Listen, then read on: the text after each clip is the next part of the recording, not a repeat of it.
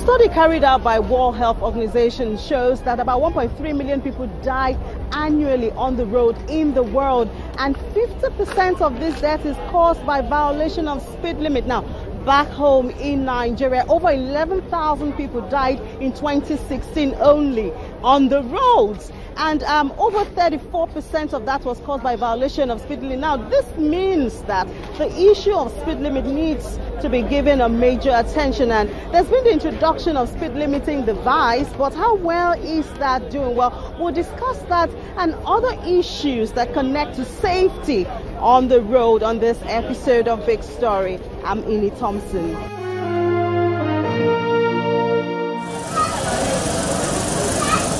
Ibadan Central Hospital was not the intended destination of these individuals. But unfortunately, after carefully planning their trip to Lagos from Abuja, a mishap on the road has shortened and disorganized their plans. What is there? Even if it takes you 3 days to finish the journey, is it not better? Inside the food I born, I don't know. Even me say it's draw that they draw me. People draw me, leave the light, please. Now I can't move again because when I jump, I didn't jump far from the fire. It's people that come and draw me by force. When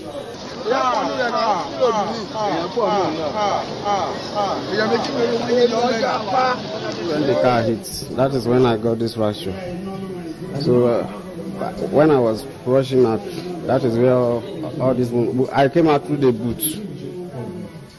Came out from the bus through the boot, even with the other guy and other people like that. Some people got burnt inside the bus. As sad as their situation is, they can be described as fortunate in the face of the accident on Itoki, which is a road linking Ijebu-Ode in Ogun State to Ikorodu in Lagos State.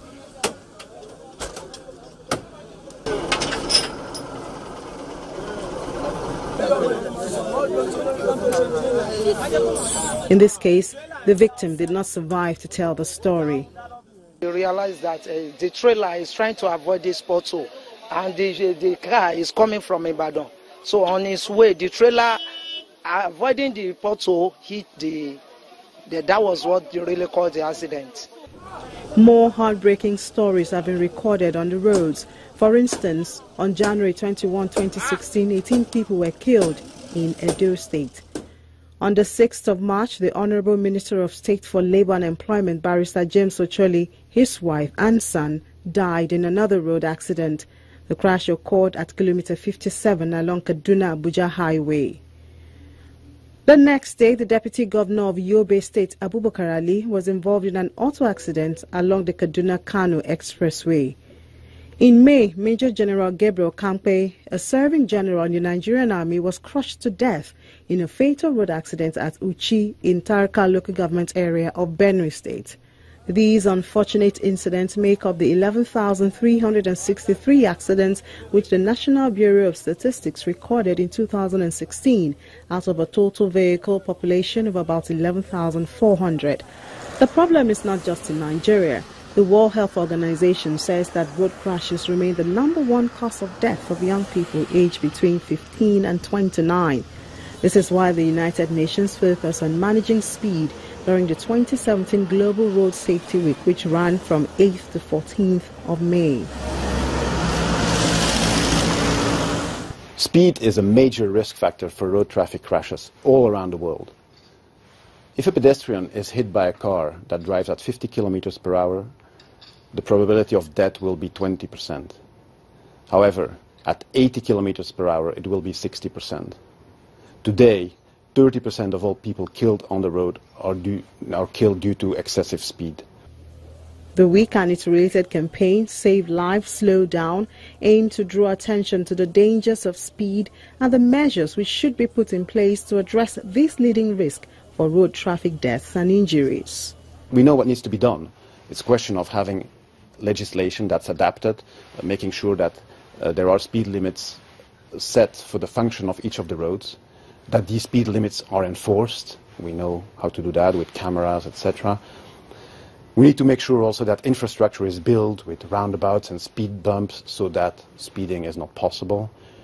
Work on vehicle technology and make sure people are informed and aware through information campaigns of the dangers of speed and the dramatic consequences of speeding. We won't achieve the Sustainable Development Goal targets if we don't tackle speed.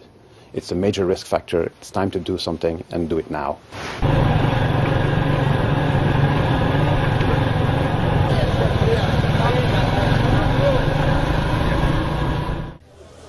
Nigeria has joined in this safety celebration through the Federal Road Safety Corps with the theme Managing Speed.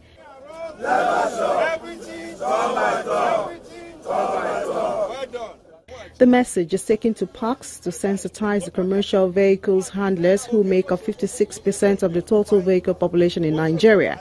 Nigeria is part of the global body, and worldwide it's been recognized that one of the causes of poverty in the world is road traffic crashes.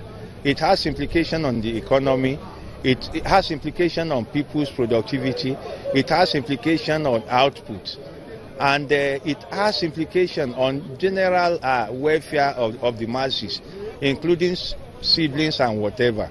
So it concerns us because we are part of the world, it concerns us because we are also road users, it concerns us because we are binded globally by the need to be safety conscious. It concerns us because we are part of the world that needs to enjoy peace. We are part of the world that needs to go away from the shackles of poverty. The Corps began a full implementation of the installation of speed limiting, which is an electromechanical device which restrains a vehicle from moving more than the stipulated speed limit. Although it is for all vehicles nationwide, compulsory implementation begins with commercial vehicles, buses, trailers, tankers and trucks with a deadline of October 1st, 2016. And this started with the sensitization of the limits for various roads.